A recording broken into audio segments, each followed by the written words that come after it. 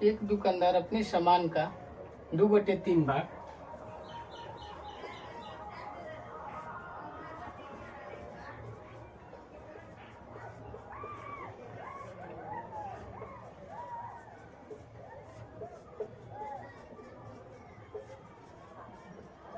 अपने सामान का 2/3 भाग को 24% के लाभ पर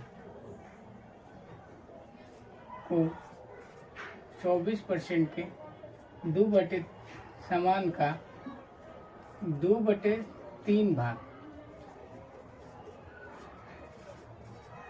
24% के लाभ, ठीक। उसके बाद तथा शेष बचे भाग को नहीं 2/3 भाग को 15% के लाभ, 2/3 भाग को 15% के लाभ तथा शेष भाग को 9% हानि पर बेचता है तथा शेष भाग को 9% के शेष भाग को 9% हानि पर बेचता है, 9% हानि पर बेचता है। क्या करता है? 9% हानि पर बेचता है। उसका कुल क्रय मूल्य 548 रुपये है। उसका कुल क्रय मूल्य 548 रुपये है। 48 रुपया है तो 548 रुपया है तो उसे कुल मिलाकर कितना प्रतिशत लाभ होगा?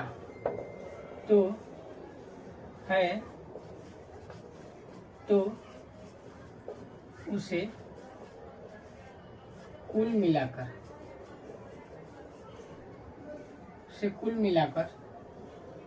कितना प्रतिशत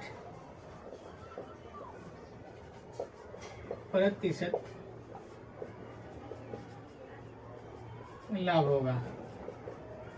कितना प्रतिशत लाभ होगा, हमें यही बताना है। चलिए एक बार फिर से क्वेश्चन पढ़ देते हैं। एक दुकानदार अपने सामान का 2/3 भाग 15% लाभ पर तथा शेष भाग को 9% हानि पर बेचता है। उसका कुल क्रय मूल्य 548 रुपया है तो उसे कुल मिलाकर कितना प्रतिशत लाभ होगा? अब हम यहाँ देखेंगे कि 2/3 भाग को 15% के लाभ पे बेच रहा है। उसके बाद जो शेष भाग बच रहे हैं उसको 9% हानि पर बेचता है। उसका कुल क्रय मूल्य 548 रुपया दिया है, ठीक है। उसे कुल मिलाकर कितने प्रतिशत का लाभ होगा? जब हम देखते हैं कि जब लाभ या हानि पूछे तो हम क्रय मूल्य विक्रय मूल्य को ध्यान देते ही नहीं देते हैं ना, हमें सिर्फ इधर ध्यान देना है, ठीक है।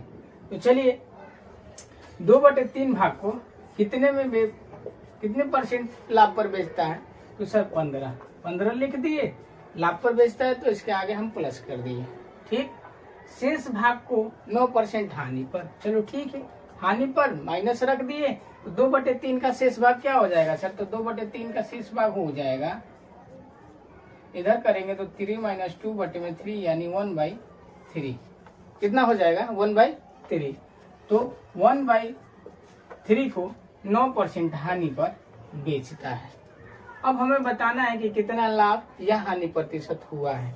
चलिए यहाँ से हम इसको कटाएंगे तो कितना हो जाएगा? 3।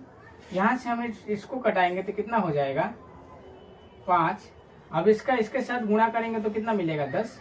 यहाँ माइनस, यहाँ 3 बराबर कितना हो जाएगा? तो आपका हो जाएगा 7%। 7% का क्या हुआ? तो 7% का लाभ होगा। 7% का क्या होगा? तो 7% का लाभ होगा। देखो इतनी बड़ी बड़ी क्वेश्चन है और इसको हम लोग इतने में ही बना देते हैं, इतने में ही बना दे रहे हैं। तो बात ठीक है। तब भी आप लोग क्या कर रहे हैं कि हमारे वीडियो को न शेयर कर रहे हैं न लाइक कर रहे हैं। हम चाहेंगे कि आप हमारे वीडियो को लाइक, शेयर और सब्सक्राइब जरूर कीजिए। अधिक से अधिक संख्या में अपना समर्थन हमें दीजिए। चलिए ठीक है, अगला क्वेश्चन बनाते हैं। ठीक है, इसको मिटा देना। ठीक, समझ में आया ना आप लोगों को? आप लोगों को भी समझ में आया? ठीक, चलिए। कितना भी बड़ा क्वेश्चन हो वो तो जल्दी बन ही जाएगा, और जल्दी बनाने का तरीका भी हम आप लोगों को बताते रहेंगे। चलिए अगला क्वेश्चन है हमारा, क्या है, इसी में ऐड कर देते हैं। यहाँ हम मिटाते हैं। यहाँ हमारा क्या हो जाएगा, 2 बटे कितना है देख लेते हैं एक बार, 3 बटे 4। यहाँ हम लिखेंगे 3 बटे 4 भाग को, यानी 3 बटे 4 भाग को, 3 बटे 4 भाग को 24%। कितना? 24%। 24% कितना? लाभ पर बेचा। शेष बचे भाग को लागत मूल्य पर बेचा जाता है। शेष बचे भाग को लागत मूल्य पर बेचा जाता है। इसको मिटाते हैं। ये वाला क्वेश्चन ही दूसरा है, ठीक ना? दूसरा नहीं है, वही है, लेकिन इसमें सिर्फ एक ही दिया है। चलिए लिखते हैं। एक दुकानदार अपनी वस्तु का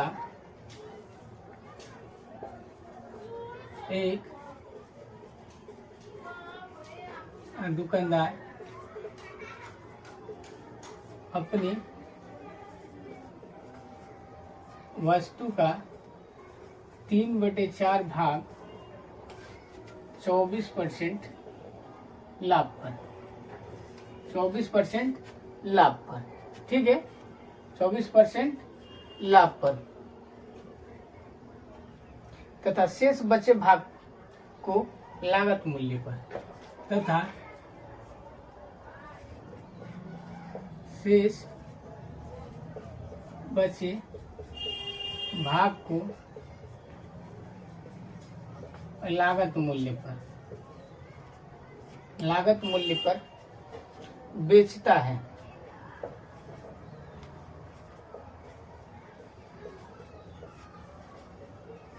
लागत मूल्य पर बेचता है तो उसे कुल मिलाकर कितना प्रतिशत लाभ हुआ? तो उसे कुल मिलाकर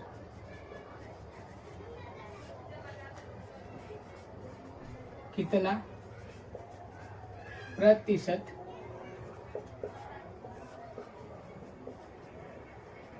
लाभ हुआ? कितना प्रतिशत लाभ हुआ हमें यही बताना है।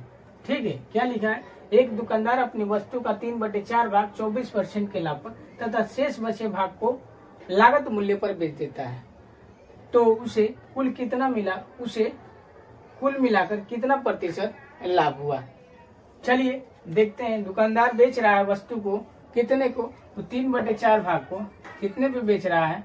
24% के लाभ पर। कितने परसेंट के लाभ पे? 24% के लाभ पे। आगे देखते हैं। शेष बचे भाग को लागत मूल्य पर बेचता है। चलिए, जो हमारे पास शेष बचा उसको लागत मूल्य पर ही बेच देता है। तो जब लागत मूल्य पर वो बेच रहा है तो लागत मूल्य पर हम बेचेंगे तो हमें तो लाभ होगा या हानि होगा? 0%। हमें 0 मिलेगा ना? तो हम यहाँ पे इसको क्या कर देते हैं? शेष को हटा ही देते हैं, क्योंकि जितना हमारे पास शेष बचेगा 1/4 उसमें 0 से गुणा करेंगे तो वो 0 ही हो जाएगा।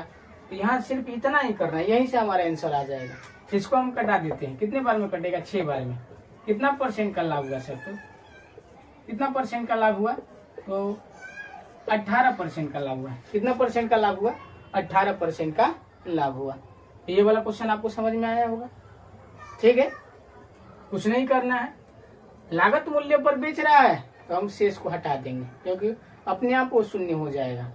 जब शून्य हो जाएगा तो हमारे पास बचेगा 3/4 इंटू 24। अब इसको हम लोग कटा देंगे तो हमारे पास हो जाएगा 3 और 6। इसको हम लोग गुणा कर देंगे तो हमें मिल जाएगा क्या? 18%। तो कितने परसेंट का लाभ होगा? 18% का लाभ होगा। मुझे विश्वास है कि आप सबको ये वाला क्वेश्चन समझ में जरूर आया होगा। चलिए अगले क्वेश्चन पे चलते हैं। अगला क्वेश्चन हमारा रहेगा, चलिए अब देखते हैं हम यहाँ पे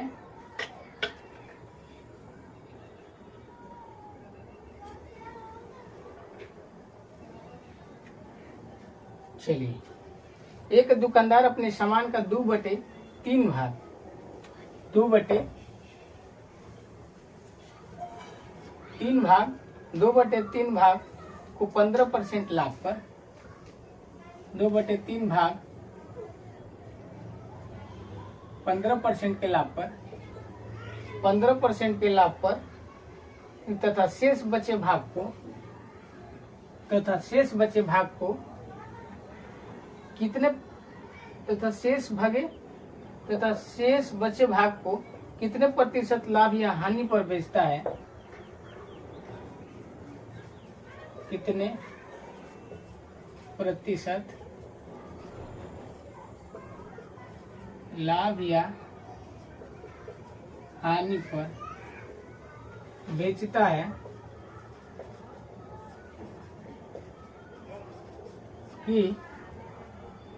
है कि उसे कुल मिलाकर 7% लाभ हुआ। बेचता है कि उसे कुल मिलाकर 7% लाभ होता है। क्या करता है? 7% का लाभ होता है। चलिए, क्वेश्चन वही है लेकिन इसमें थोड़ा सा परिवर्तन है। इसमें थोड़ा सा परिवर्तन क्या है वो हम लोग देखते हैं। ध्यानपूर्वक आप लोग सुनिएगा, ये क्वेश्चन अच्छा क्वेश्चन है।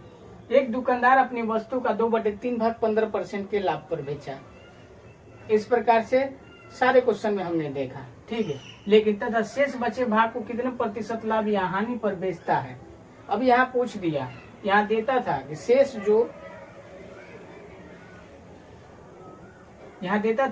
भाग कितने प्रतिशत के लाभ या हानि पर बेचता है। लेकिन यहाँ पर क्या पूछ रहा है कि आप बताइए उसी को कि कितने % के लाभ या हानि पर उसे बेचता था। किसको? शेष भाग को। लेकिन यहाँ पे कुल मिलाकर 7% लाभ होता है उसे, यानी कुल जो हम लोग निकाल रहे थे परसेंटेज कि कुल कितना लाभ % या हानि % होता था, वो इसमें दे दिया है। कोई बात नहीं, चलिए ये भी तो वैसे ही बनेगा, इसमें कोई परिवर्तन तो है नहीं। तो वस्तु को, चलिए इस क्वेश्चन को हम लोग फिर से एक बार पढ़ देते हैं, आप लोग सुन लीजिए, उसके बाद हम बनाते हैं। एक दुकानदार अपनी वस्तु का 2/3 भाग 15% के लाभ पे, 2/3 भाग को कितने % के लाभ पे? 15% के लाभ पे। शेष बचे भाग को कितने प्रतिशत के लाभ या हानि पर बेचेगा। तो चलिए शेष हमारा कितना हो जाएगा, तो 2/3 का शेष हो जाएगा हमारा 1/3। कितना हो जाएगा? 1/3। तो यहाँ हम लिखेंगे प्लस और 1/3, और 1/3 में हम किसी भी एक अल्फाबेट से हम मल्टीप्लाई कर देंगे, जिसे हम शेष मान लेते हैं। तो हम लोगों ने मान लिया क्या? हमने माना क्या? P। क्या हो गया? P। और कुल लाभ कितना हो रहा है? कुल लाभ होगा तो हम इसे जोड़ेंगे ही ना। तो कुल लाभ हमारा कितना दिया है? तो 7% कुल लाभ हो रहा है। अब इसको हम कटाएंगे तो कितना हो जाएगा? 5 3 15, गुणा करेंगे तो 5 दूना 10, 1/3P बराबर 7 हो जाएगा। अब यहाँ हो जाएगा 1/3P, और ये क्या है? 7। ये प्लस में उस साइड में जाएगा तो माइनस में होगा, तो 10 घटेगा तो 1/3P बराबर कितना बचेगा? 3 माइनस। अब यहाँ P बराबर कितना हो जाएगा सर? तो ये इधर भाग में है तो उधर जाएगा तो गुणा में हो जाएगा। तो गुणा करेंगे तो हमारे पास कितना हो जाएगा? -9। तो 9% का हमें क्या हो रहा है? हानि हो रहा है। 9% का हमें क्या हो रहा है? तो 9% का हमें क्या हो रहा है? हानि हो रहा है। हमें विश्वास है कि ये वाला क्वेश्चन भी आपको समझ में जरूर आया होगा। चलिए अगला क्वेश्चन बनाते हैं, ठीक है। अगला क्वेश्चन में एक क्वेश्चन हम इसी टाइप से ले लेते हैं, इसी टाइप के एक क्वेश्चन लेते हैं, इसको मिटाते हैं, इसको मिटाते हैं। हो जाएगा 1/3 भाग को 6% के लाभ पे। 1/3 भाग को कितने % के लाभ पे? 6% के लाभ पे, ठीक। यहाँ कुल लाभ कितना हो रहा है? यहाँ कुल लाभ हो रहा है 10%। कुल लाभ कितना हो रहा है? यहाँ कुल लाभ हो रहा है 10%। चलिए फिर बनाते हैं। 1/3 भाग को कितने में बेच रहा है? 6% के लाभ। शेष हमारा कितना हो जाएगा? शेष बचे भाग को कितने प्रतिशत लाभ या हानि पर बेचेगा। तो शेष हमारा कितना हो जाएगा? 1/3 का शेष कितना होगा? 2/3 होगा। उसे 2/3 को P% के लाभ या हानि पर बेच रहा है। ठीक है, कुल कितना लाभ हो रहा है उसे, तो 10% हो रहा है। कितना हो रहा है? 10%। ठीक, अब यहाँ से हम इसको कटाएंगे तो 2 हो जाएगा, तो 2 + 2/3 इंटू P, ठीक, बराबर 10। अब ये इस साइड में प्लस में, उस साइड में जाएगा तो माइनस में हो जाएगा, तो 2/3 P बराबर कितना हो जाएगा? 10 - 2 घटा देंगे तो कितना बचेगा? तो हमारे पास बचेगा सर 8। ठीक है, यहाँ से ये कट जाएगा, यहाँ से 2 से 8 कटेगा, कितने बार में? 4 बार में। तो अब हमारे पास बचेगा क्या? P बराबर क्या हो जाएगा? P बराबर हो जाएगा हमारे पास, इधर ये भागा में है तो इस साइड में जाएगा तो गुणा में हो जाएगा, तो यहाँ हो जाएगा 4 × 3, गुणा करेंगे तो कितना हो जाएगा? 12। 12% का क्या हुआ हमें? 12% का हमें क्या हुआ? तो 12% का हमें लाभ हुआ। कब? शेष प्रतिशत का लाभ या हानि प्रतिशत कितना होगा? 12%। ठीक है, तो हमें लगता है कि ये वाला क्वेश्चन भी आपको समझ में आया होगा। चलिए